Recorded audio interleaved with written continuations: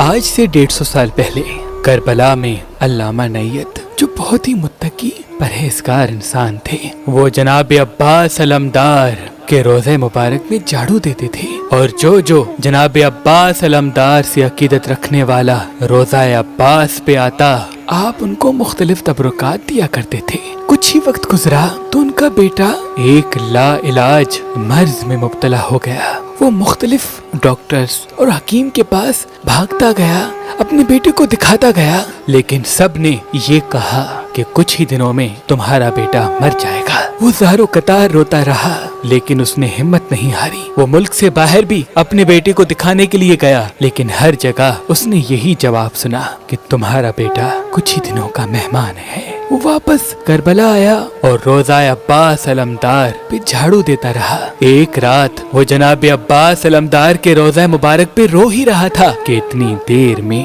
ایک سوالی آیا اور پوچھنے لگا، اے اللہ کے نیک بندے، کیوں رو رہے ہو؟ اس عالم نے کہا کہ کیا کہوں، میرا اکلوتا بیٹا چند دنوں کا مہمان ہے، اس کا علاج ناممکن ہے، رو نہیں تو کیا کروں؟ وہ مسکرا کے کہنے لگا، تعجب ہے کہ باب الحوائج کے روزے پہ بیٹھے ہو اور اتنی چھوٹی سی بات کے لیے پریشان ہو۔ کہو اپنے آقا عباس سے، وہ تمہارے بیٹے کو اللہ سے شفا دلائے گا۔ بس اس شخص کا یہ کہنا تھا تو اس کو یہ خیال آیا کہ ہاں، میں تو یہ بھول ہی گیا، میں تو جناب عباس کا خادم ہوں، کیسے ہو سکتا ہے کہ جناب عباس کے دروازے سے کوئی خالی جائے؟ وہ فوراً اپنے گھر آیا اور اپنی بیوی کو کہا کہ آج کی رات ہمارا بیٹا ہمارے مولا، ہمارے آقا عباس علمدار کا مہمان ہے۔ اپنے بیٹے کو لے کے گیا، جناب عباس علمدار کے روزے پہ اس کو باندھ دیا اور دست ادب کو جوڑ کے یہ کہنے لگا، اے میرے مولا باب الحوائج، دنیا کے علاج کرنے والوں نے میرے بچے کو لا علاج کہہ دیا، اب آپ کے سوا کوئی سہارا نہیں۔ اے میرے مولا،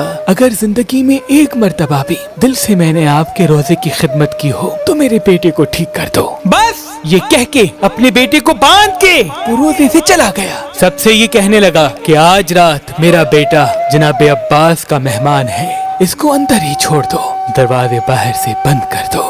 سب لوگ روزہ عباس کو بند کر کے واپس چلے گئے۔ وہ عالم ساری رات روتا رہا، دعائیں مانگتا رہا، اس کی بیوی روتی رہی، دعائیں مانگتی رہی۔ روتے روتے ابھی اس کی آنکھ لگنی تھی کہ اتنی دیر میں دروازے پہ کوئی آیا۔ اس نے جیسے ہی دروازہ کھولا، اس عالم کا ایک دوست کہنے لگا کہ میں نے ایک خواب دیکھا ہے کہ تمہارا بیٹا ٹھیک ہو گیا، وہ جناب عباس کے روزے پہ ہے۔ اس عالم نے کہا، ہاں، میں تو اپنے بیٹے کو جناب عباس کے روزے پہ چھوڑ کے آیا ہوں، تم نے خواب کیا دیکھا؟ وہ کہنے لگا کہ میں نے خواب دیکھا کہ تم نے اپنے بیٹے کو جناب عباس کی زری سے باندھا اور دروازہ بند کر کے جیسے ہی واپس آیا، اتنی دیر میں حضرت عباس علمدار زری مبارک سے باہر آئے اور کہنے لگے، اے میرے اللہ، اس سوالی کو میرے صدقے شفائے کاملہ عطا فرما۔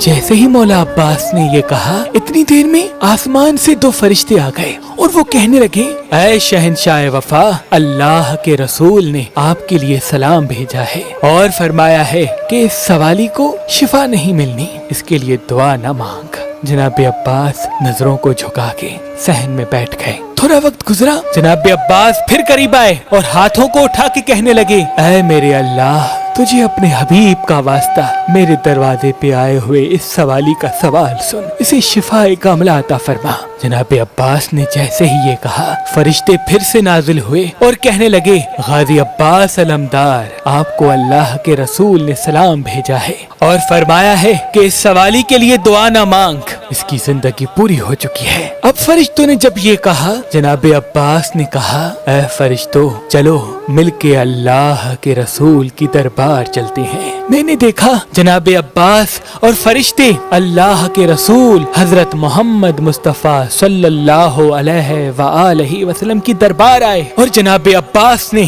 رسول اللہ کے قدم چومے اور ایک غلام کی طرح بیٹھ کے یہ فرمانے لگے، اے اللہ کے رسول، میں آپ کے در پہ ایک عرض لے کے آیا ہوں۔ اللہ کے رسول نے فرمایا، اے عباس، کیا کہنا چاہتے ہو؟ जनाब अब्बास ने कहा, ऐ दोनों जहान के रसूल, मेरे मुर्शिद, मेरे आका, आप मुझसे बाबुल हवाइज का लक़ब आज से वापस ले लें। जब बात यहाँ तक पहुँची तो मैंने देखा अल्लाह के रसूल ने फरमाया, क्यों अब्बास? जनाब अब्बास ने रो के कहा, या रसूल अल्लाह, आपने और आपके नवासे मेरे मुर्शिद हुसैन ने मुझे बाबुल हवाइज का लक़ब दिया है। लोग सवाल लेके, अपनी हाजतें लेके मेरे दरवाजे पे आते हैं और जब मैं उनके लिए दुआ करता हूँ तो आप फरमाते हैं कि इनके लिए दुआ न मांग, इनके नसीब में ये नहीं। या रसूल अल्लाह, अगर उनके नसीब में पहले से मौजूद होता तो वो मेरे दरवाजे पे क्यों आते? इस गुलाम का अर्ज ये है कि या तो मुझसे बाबुल हवाइज का लक़ब वापस ले लें या तो किसी भी सवाली के लिए मुझे मना न करें कि मैं अल्लाह से आपके सदके दुआ न मांगूं। बस जनाब अब्बास का ये कहना था।